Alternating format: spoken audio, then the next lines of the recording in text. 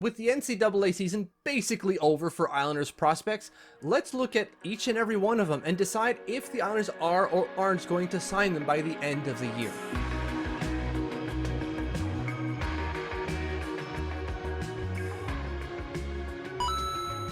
Don't forget to hit that subscribe button. 605 of you have already done that. That's insane to me. I can't believe there's that many people interested in Islanders prospects.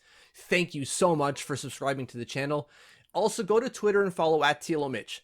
That's me. And the reason I say that is sometimes I might put something out on Twitter that I haven't yet done on YouTube, just because Twitter is a better platform for releasing instantaneous information than YouTube is. Today's video is going to focus on the NCAA prospects in the Islanders system.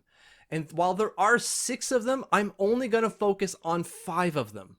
That 6th guy is Ben Mirageous, and I think we all know why we don't really need to talk about him right now, so we're not going to get into that. But the 5 guys we are going to talk about are Cameron Berg, Logan Cockrell, Alex Jeffries, Christian Krieger, and Jacob Pavanka. And the point of the video is, let's look over their season and decide if the Islanders are going to sign them by the end of the year. We'll start with Cameron Berg. That's a 4th round pick from 2021. And already you're probably saying they're not going to sign him. And you're probably dead on, right? He's had 1 year at the NCAA level, right? He was just drafted last year. There's no reason for the Islanders to sign this guy, regardless of the year he had, which was pretty good. 23 points in 37 games. Not dominating, not a top-end player by any means, but still good for what is a freshman player, right? The NHLE took a step back. He lost a couple of points from where he was last year, but you've also got to consider the step up, the quality of competition that he's now facing compared to where he was last year at the USHL level, right? There's a significant jump up from the USHL to the NCAA, which is what he did this year. But still, the Islanders are not going to sign this guy. If I have to give it, and I'm going to give it for everyone, a rating out of 10 or an odds 1 through 10 that they're going to sign him, 10 being they will, 0 being absolutely not, this is a 1, just because you never say never, but this is pretty damn close to never or not happening at all. Then we've got Logan Cockrell, a 7th round pick from 2017. That's a while ago. And he's played 5 years now for BU. He's the captain. Didn't have a hugely impactful year necessarily, 11 points in 30 games. Took a step back, a significant step back in terms of NHLE from last year, where he was at a 13.2 and is now at a 5.8. Not great. Will the Islanders sign him? I'm giving this one a 9. I'm not going to give it a 10 because I would only do that if I knew he was signing, and I don't know that. But the fact that he wears this C for BU immediately tells me he's going to sign. Immediately, because the Islanders have signed a number of captains already from the NCAA level. They love captains, right? Bobo Carpenter, Grant Hutton. Who the heck was the defenseman last year that I can't remember his name? He was a captain for RIT. He's a captain for BU who had a pretty good run in the second half of the season, to be honest. I can see them signing him for sure. Alex Jeffries, a 4th round pick from 2020. Again, pretty good indications to whether the Islanders will or won't sign Jeffries. He's a 2nd-year player, so this was a sophomore year at the NCAA level. Put up 23 points in 33 games, which was a kind of step down from last year. He had 10 points in 12 games before, ending the year with injury.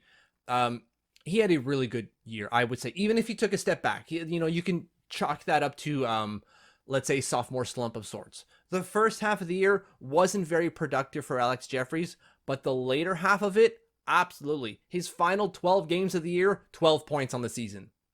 Kid locked into something at the end of the year. Now, will the Islanders sign him? No. I'm not giving this one a 1 like Cameron Berg just because he's a 2nd-year player, and again, you never know.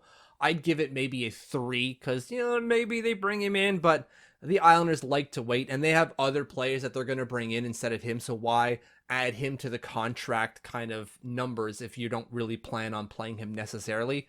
They'll keep him at the NCAA level this year, next year, where he's probably going to have a much better year. If what he locked into at the end of the year translates in his junior year, look out, we could be seeing a pretty damn good season from Alex Jeffries, who again was pretty darn good. 23 points, 10 goals in 33 games for Merrimack.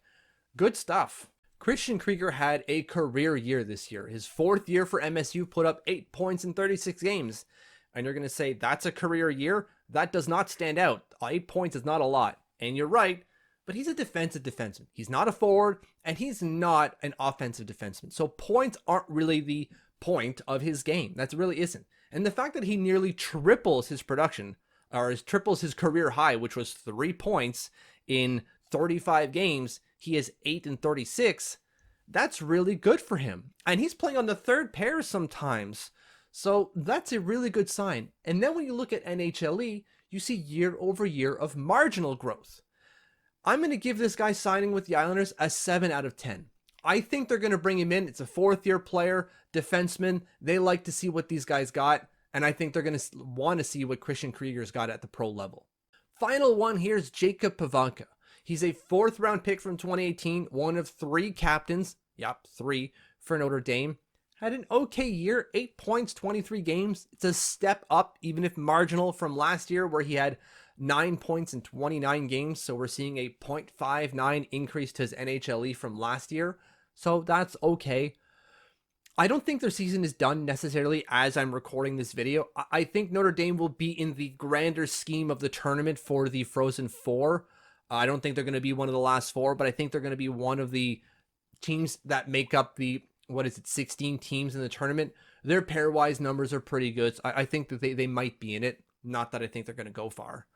But on Pavanka, the point of the video is, are they going to sign him at the end of the year? And I'm not convinced they will necessarily. Now, that doesn't mean that I don't think the Islanders might be interested in bringing him in, because he brings some good things to the table. Elite faceoff man, good two-way player, and decent production.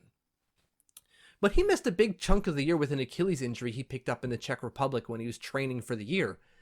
And so because he missed a lot of that time, I can kind of see him going back for a 5th year. Now, I'm not going to say he will, because we might not see that kind of return for 5th years as we saw it last year because of all the COVID. But we might see him go back for a 5th year to maybe have some unfinished business because he didn't have such a big year because he missed a lot of it. So when it comes to Pavanka, I give, I'm going to say 5.5 to 6 out of 10 that the Islanders sign him. I'm only going above 5 because he wears a C and he's a 4th-year player. So like already you're going, that's typically when teams sign guys. But again, like I said, I think he could go back for a 5th year. What do you think are the odds that the Islanders are going to sign any one of these guys at the end, by the end of the year? Let me know in the comments. Thank you for watching. Thank you for following. If you have not subscribed yet, please do so. And if you have, like I say all the time, thank you, thank you, thank you.